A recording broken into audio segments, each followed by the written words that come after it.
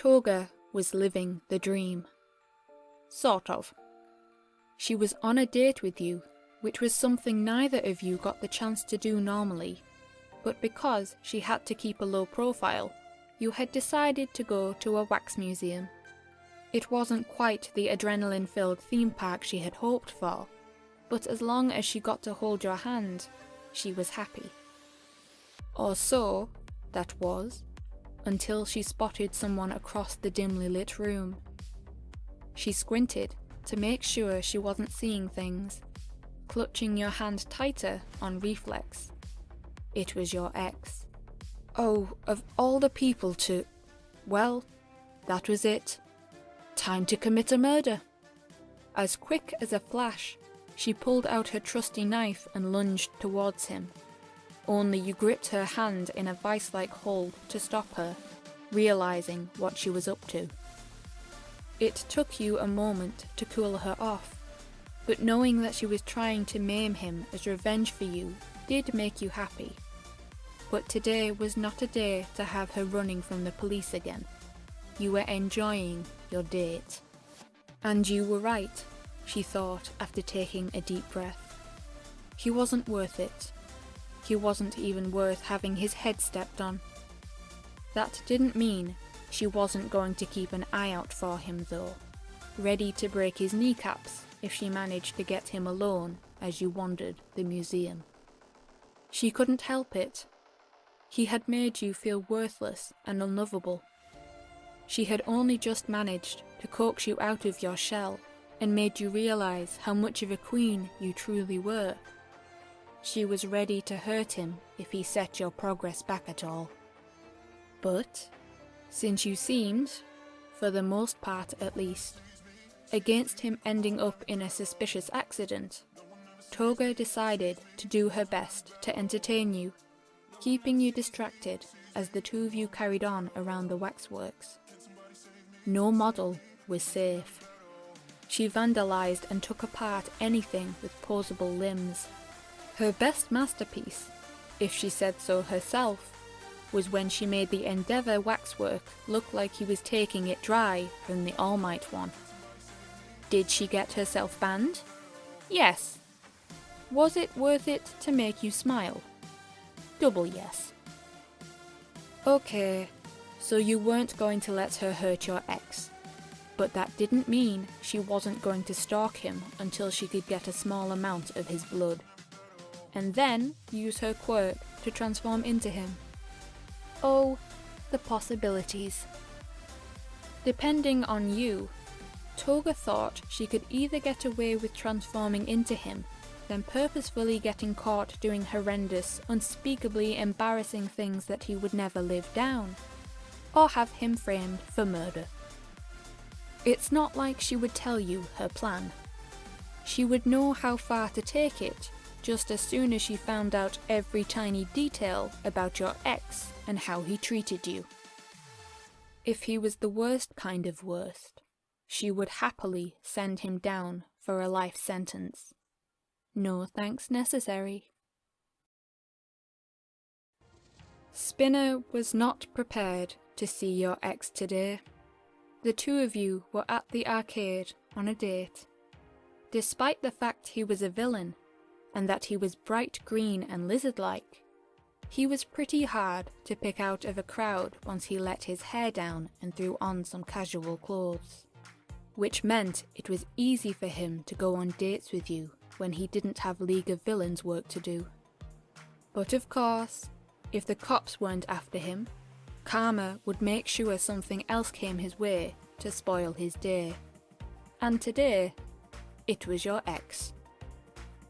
Up until your ex walked in, Spinner was utterly trouncing you in a PvP game. But by the end of it, he had lost. Hard. He tried to make up an excuse for his devastating loss, claiming that he had stomachache. He appreciated the concern in your voice when you asked if you could do anything to help, but told you not to worry. Then he pulled you over to the far side of the arcade to count up all the game tickets you had won together, keeping you as far from your ex as possible. He didn't know if you had seen him yet, but wasn't willing to risk the fallout had you not. Despite his job, Spinner was a shy guy at heart. He rather wanted to avoid a confrontation. The arcade wasn't particularly big, but he did his best to keep you as far away from your ex as possible, since you hadn't noticed him. Until, that was, Spinner realised you had noticed him. At which point, he changed tactics and went into distraction mode. Taking you by the hand, he tugged you across to one of the claw machines and asked you to pick a prize, one you really, really wanted. Then he told you that he would give you 4 attempts to win it. Giving you a sense of purpose to get you over the shock of seeing your ex, Spinner left you to it while he snuck the long way around to where your ex was playing a video game. Spinner was a shy guy, but not when it came to protecting you. A powerful aura fell over him as he gripped the game controller to grab your ex's attention. Then, in no uncertain terms, he told your ex to keep the fuck away from you and flashed him the hunting knife that he kept under his shirt at all times. There was no way he was letting your ex anywhere near you. Spinner knew all about him and how much of a douche he was. He wasn't going to let the guy spoil one of the rare moments that Spinner had together with you. Villain life was hard. There was very little time for recreational fun.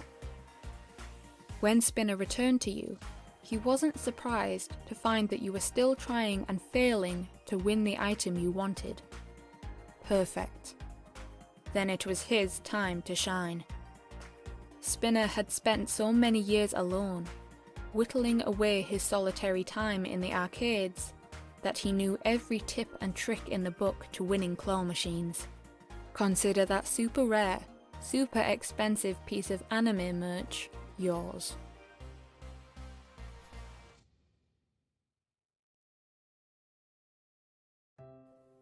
Dabi had managed to bag himself a very rare event indeed.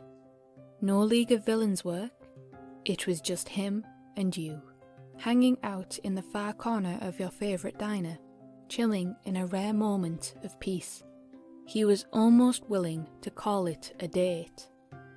You looked, as you always did, as cute as a picture with eyes that sparkled with joy, and he, well, he was wearing clothes with no holes in today, which was definitely the same thing as dressing up. He wouldn't have asked for anything more if only it could have stayed like that. But of course, it couldn't.